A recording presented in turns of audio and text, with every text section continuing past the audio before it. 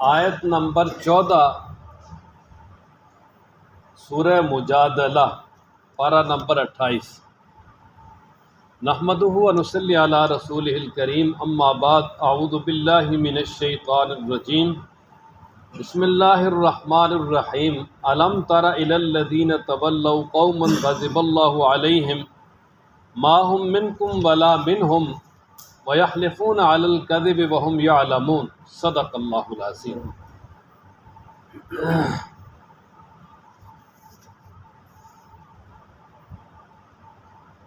آج کے درس میں جو پہلی آیت مبارکہ ہے، اس میں کچھ منافقین کے احوال ہیں، بلکہ اس سورہ مبارکہ میں پہلے جو مسئلہ زہار ہے اس کو بیان کرنے کے بعد آگے منافقین کے کچھ حالات اور ان کے دیگر کام وغیرہ ان کا تذکرہ کیا گیا ہے، اور یہاں سے بھی جو آیات شروع ہو رہی ہیں یہ تقریباً آیت نمبر 19 تک، ان میں منافقین کے بارے میں 4 باتیں مذکور ہیں۔ اب ان میں سے پہلی بات کہ مدینہ منورہ میں یہ منافقین پیدا ہوئے اور یہ اپنے آپ کو مسلمان کہتے تھے، حقیقت میں یہ جاسوس تھے اور اپنے آپ کو بڑے دعوے کے ساتھ کہتے تھے کہ ہم مسلمان ہیں۔ تو سب سے پہلے اللہ تبارک و تعالیٰ نے ان کے بارے میں فرمایا کہ ما ہم منکم، ان کا تمہارے ساتھ کوئی تعلق نہیں، یعنی وہ مسلمان نہیں، ایمان والے نہیں ہیں۔ اس لیے کہ ایمان والے تو وہ ہیں کہ جن کے دل میں ایمان ہو اور اس ایمان کا ظاہری تقاضے جو ہیں وہ بھی پورا کرتے ہوں۔ تو ان کے چونکہ دل میں ایمان ہے ہی نہیں، یہ صرف اپنی زبان سے اپنے آپ کو مومن کہتے ہیں اور کہلوانا چاہتے ہیں، تو فرمایا کہ ان کو مومن کہنا اور ماننا بالکل ٹھیک نہیں ہے، یہ کافر ہے۔ اور اسی طرح فرمایا کہ ولا منہم، ہاں، اور فرمایا کہ ان کی فطرت یہ ہے کہ یہ یہودیوں سے بڑی محبت رکھتے ہیں اور یہودیوں کے لیے جاسوسی کرتے ہیں اور ان کے خیرخواہ ہیں۔ تو فرمایا تمہارے ساتھ ان کا تو کوئی تعلق نہیں، لیکن فرمایا کہ ان سے بھی ان کا کوئی تعلق نہیں ہے۔ وجہ یہ ہے کہ یہ صرف دنیاوی فائدے حاصل کرنے کے لیے ان کے ساتھ بھی لگے ہوئے ہیں، باقی چونکہ یہ اپنے آپ کو زبان سے مومن کہتے ہیں تو یہ ان کے ساتھ بھی نہیں ہے، یعنی یہ نہ تمہارے ساتھ ہے نہ ان کے ساتھ ہے، بلکہ یہ یعنی وہ ڈبل پچ کھیلنا چاہتے ہیں، 2 طرفہ کھیلنا چاہتے ہیں، ادھر سے بھی فائدہ حاصل کرنا، ادھر سے بھی فائدہ حاصل کرنا، لا الہ الا ولا الہ الا، نہ ادھر کے نہ ادھر کے، تو اس طرح لٹکے رہنا اور اسی طرح درمیان سے اپنے فائدے حاصل کرنا، ان کا ایک مقصد تو یہ ہے۔ اس لیے فرمایا کہ ان کو مومن کہنا ماننا یہ بالکل ٹھیک نہیں ہے۔ اور پھر ساتھ ہی فرمایا کہ یہ جھوٹی قسمیں اٹھاتے ہیں، جو بھی ان کے اعمال ہیں منافقانہ، ان پہ جھوٹی قسمیں اٹھا کر تمہیں جو ہے نا وہ اپنے آپ کو مسلمان ظاہر کرنا چاہتے ہیں، حالانکہ وہ جانتے بھی ہیں خود کہ ہم منافق ہیں، سمجھتے بھی ہیں، لیکن اس کے باوجود خواہ مخواہ سے اپنے آپ کو جو ہے نا وہ مسلمان باور کرواتے ہیں۔ تو فرمایا کہ اللہ تبارک و تعالیٰ نے ان کے لیے قیامت میں شدید ترین عذاب تیار کر رکھا، اور شدید ترین عذاب یہ ہے کہ اللہ تعالیٰ فرماتے ہیں ان المنافقین فی الدرک الاسفل من النار، جہنم کے 7 طبقوں میں سب سے زیادہ جو سخت ترین طبقہ ہے اس میں یہ ہوں گے، کافروں سے بھی زیادہ ان کو سخت عذاب ہوگا، کیونکہ یہ دھوکہ دینا ہے۔ اور فرمایا کہ جو یہ کام کر رہے ہیں بہت ہی برا ہے۔ ایک بات تو ان کے لیے یہ بیان فرمایا، یعنی پہلی 2 آیتوں میں، اب ان کا ترجمہ سن لیں۔ الم تارا، کیا آپ نے نہیں دیکھا، الی الذین، ان لوگوں کی طرف، یعنی پتہ ہے آپ کو، تولوا، جو دوستی رکھتے ہیں، قوماً، ایسی قوم کے ساتھ، غضب اللہ علیہم، جن پر اللہ کا غضب ہے، یعنی یہودیوں پہ اللہ کا غضب ہے، ان سے یہ دوستی رکھتے ہیں۔ ما ہم منکم، نہیں ہے وہ تم میں سے، ما نہیں ہے، ہم وہ، منکم تم میں سے، ولا منہم، اور نہ ان میں سے، یہودیوں سے بھی ان کو کوئی تعلق نہیں۔ ویحلفون، اور وہ قسمیں اٹھاتے ہیں، علی الکذب، جھوٹی، وہم یعلمون، اور وہ جانتے بھی ہیں۔ اعد اللہ، تیار کر رکھے اللہ تعالیٰ نے، لہم، ان کے لیے، عذاباً شدیدہ، سخت ترین عذاب، آج وہ نہیں نکالنا،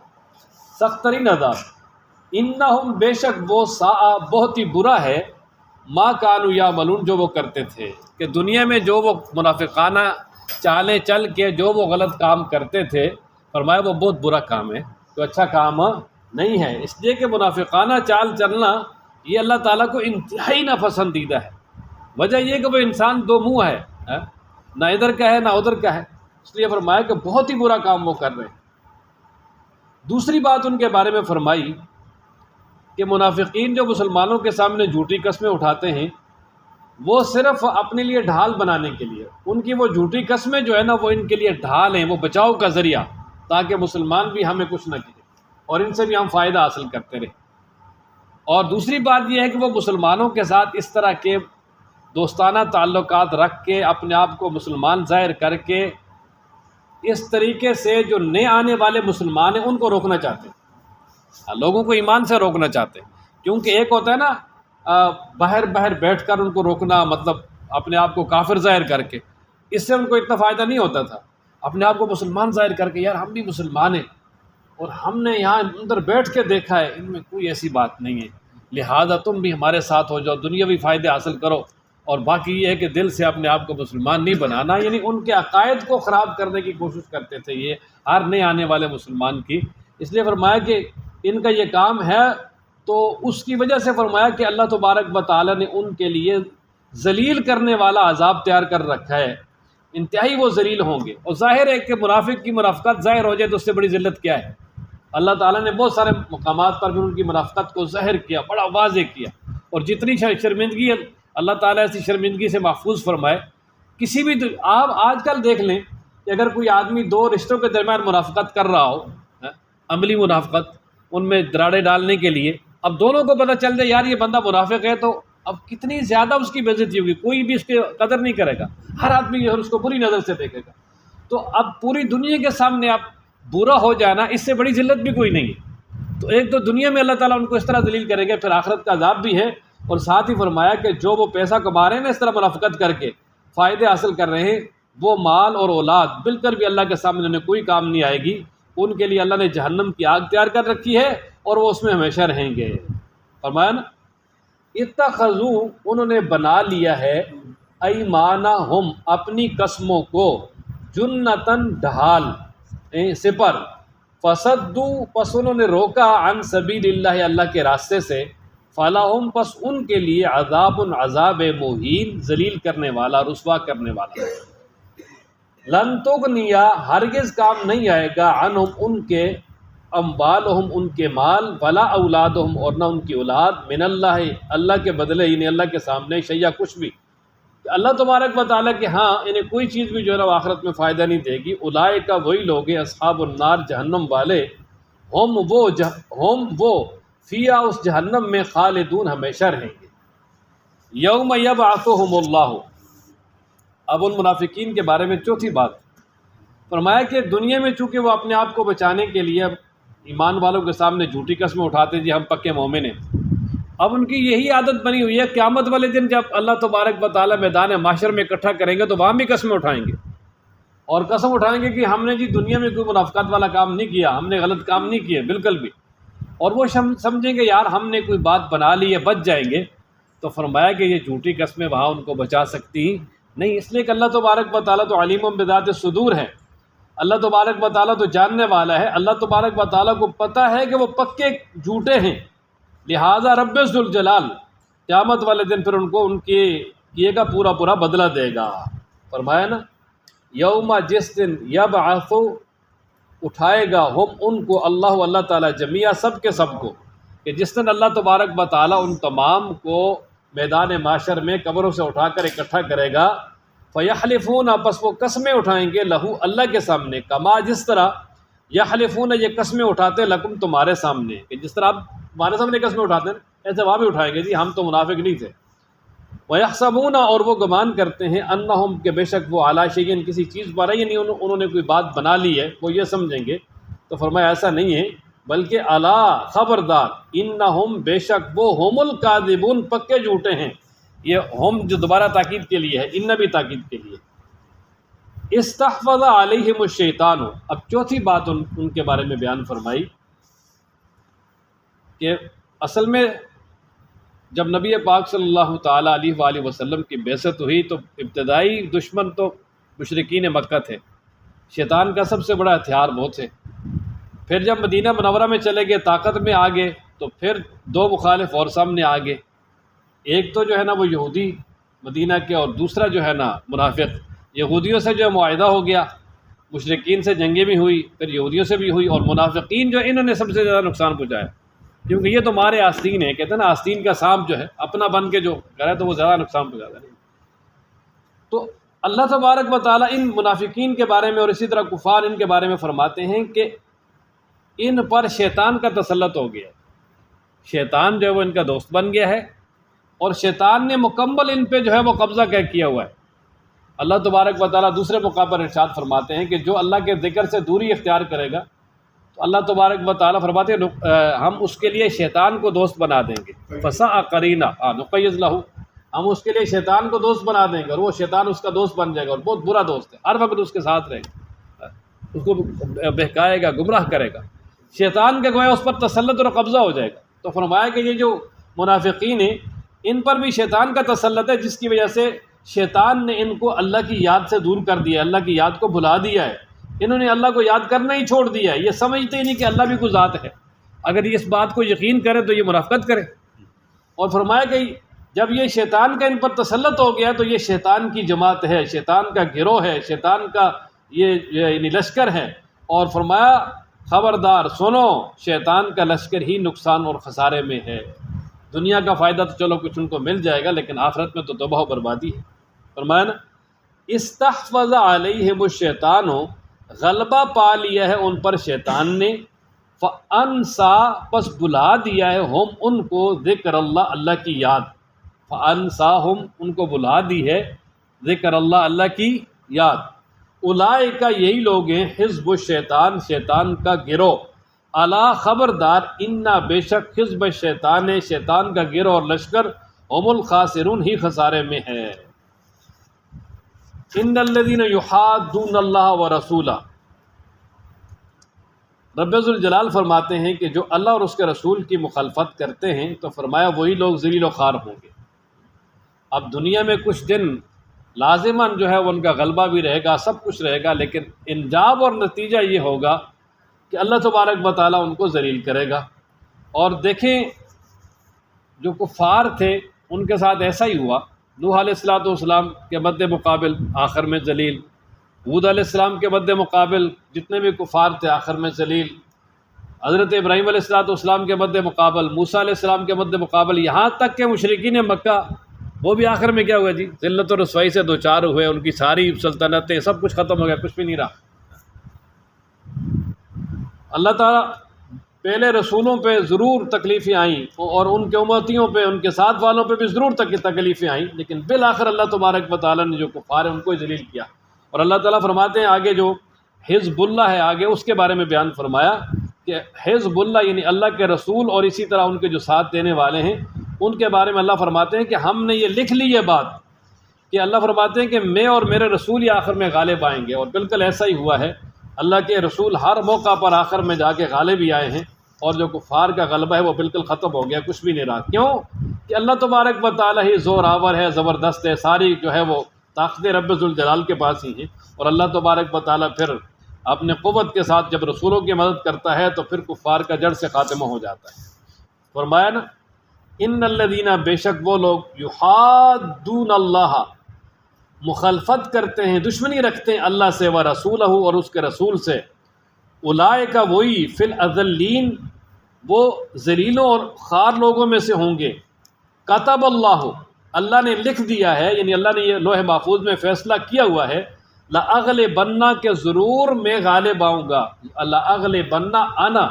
یہ اغلبن تاکید ہے، تاکید ثقیلہ، شروع میں لام بھی تاکید، تو اللہ فرماتے ہیں ضرور بضرور لازماً میں غالب آؤں گا، ورسول، اور میرے رسول،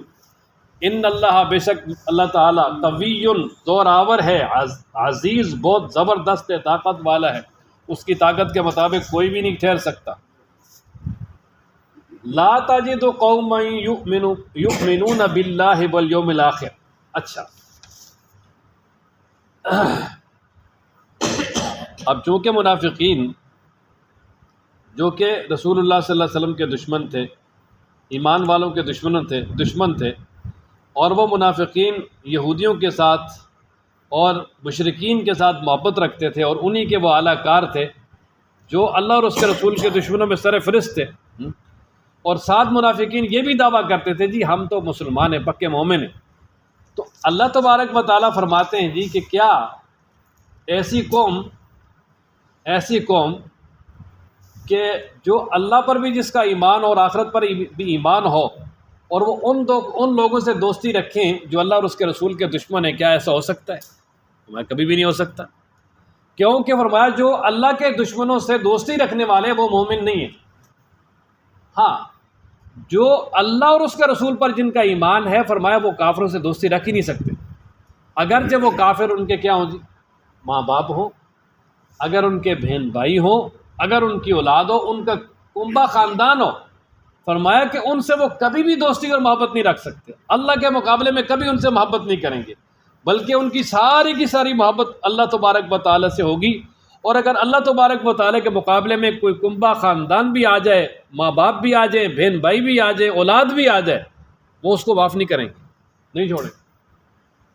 اللہ اکبر۔ اور پھر جو پکے مومن ہیں، جن کو اللہ نے حزب اللہ قرار دیا ہے کہ وہ اللہ کا گروہ ہیں، اور جن کے بارے میں فرمایا کہ اللہ کی نعمتیں آخرت میں ان کے لیے اور اللہ ان سے راضی ہے، انہوں نے بالکل ایسا کیا ہے۔ اب دیکھیں ذرا تھوڑا سا غور کریں کہ عبداللہ ابن ابی منافق جو منافقین کا سردار تھا، اس نے ایک یعنی سفر میں غزوہ کے موقع پر یعنی گستاخی کی حضرت صلی اللہ علیہ وسلم اور ایمان والوں کی، نعوذ باللہ یہ کہنے لگا جی کہ جب ہم مدینہ واپس جائیں گے تو جو ہم میں سے ذلیل ہیں نعوذ باللہ ان کو وہاں مدینہ سے نکالیں گے، اور مراد حضرت صلی اللہ علیہ وسلم نے تو اشارہ کیا، نعوذ باللہ ثم نعوذ باللہ۔ لیکن جب یہ مدینہ کے قریب آیا تو ان کا بیٹا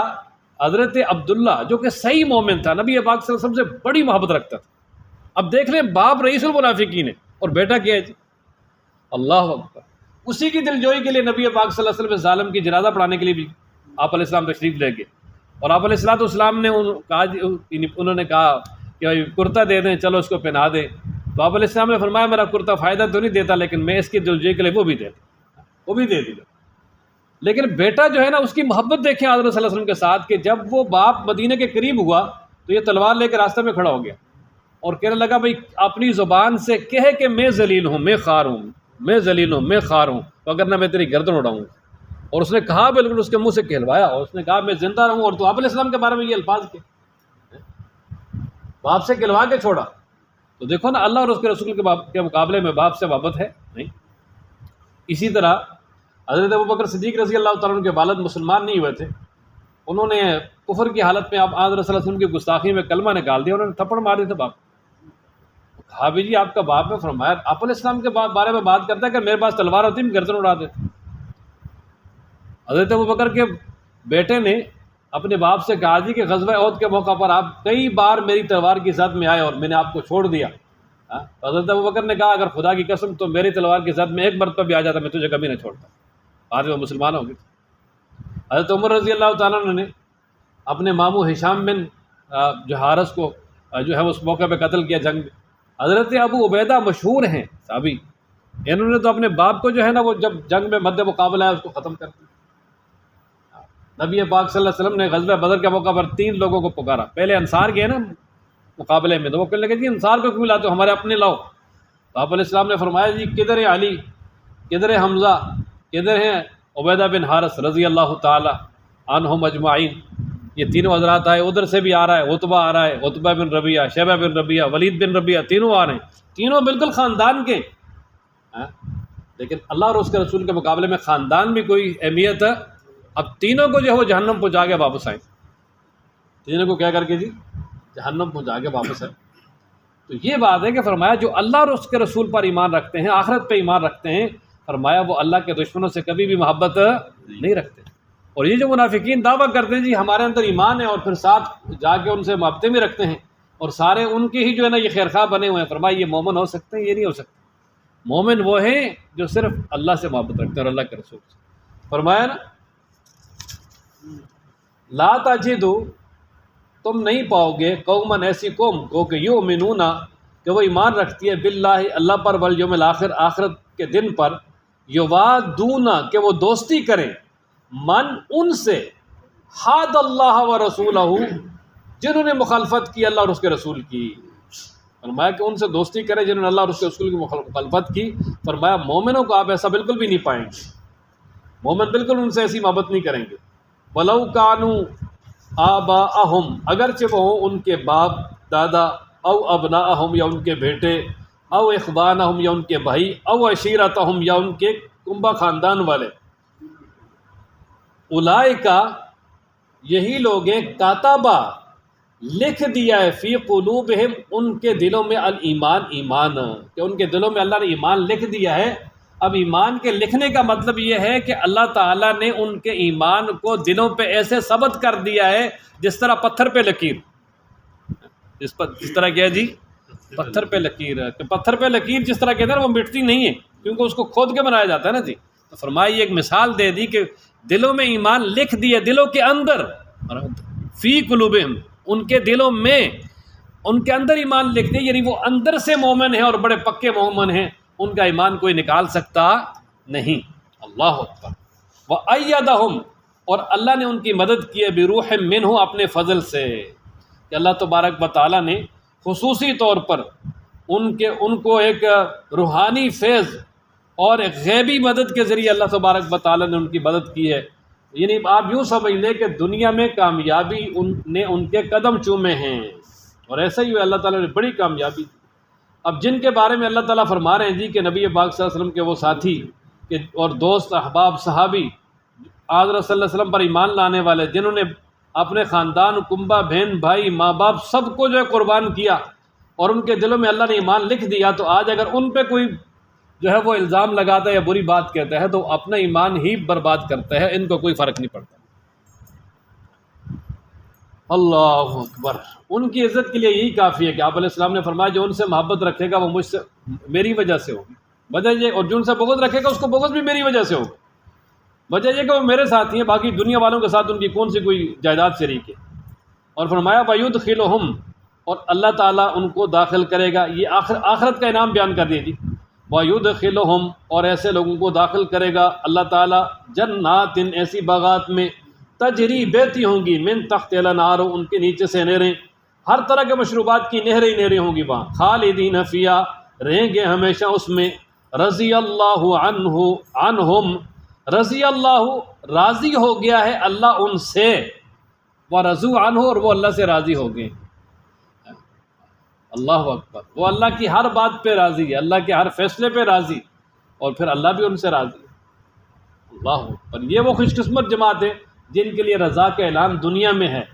اور باقی ایمان والوں کے لیے اللہ تعالیٰ رضا کا اعلان کرے گا جنت میں جا کر، ساری نعمتیں دینے کے بعد پوچھیں گے کوئی اور چاہیے، کہیں گے یا اللہ کچھ بھی نہیں چاہیے، تو اللہ فرمائیں گے پہلے میں تم سے ناراض بھی ہو جاتا تھا، اب میں کبھی تم سے ناراض نہیں ہوں گا۔ اللہ تعالیٰ ہم سب کو ان میں شامل فرمائے جی۔ اولئک حزب اللہ یہی ہیں اللہ کی جماعت، اللہ کا گروہ، اللہ کا لشکر، الا خبردار، ان حزب اللہ بے شک اللہ کا لشکر ہم المفلحون کامیاب ہونے والا ہے۔ فرمایا اللہ کا لشکر ہی کامیاب ہونے والا ہے۔ اللہ تبارک و تعالی ہم سب کو ان میں شامل فرمائے، اور ہم سب کو قرآن پڑھنے، سمجھنے، عمل کرنے کی توفیق عطا فرمائے۔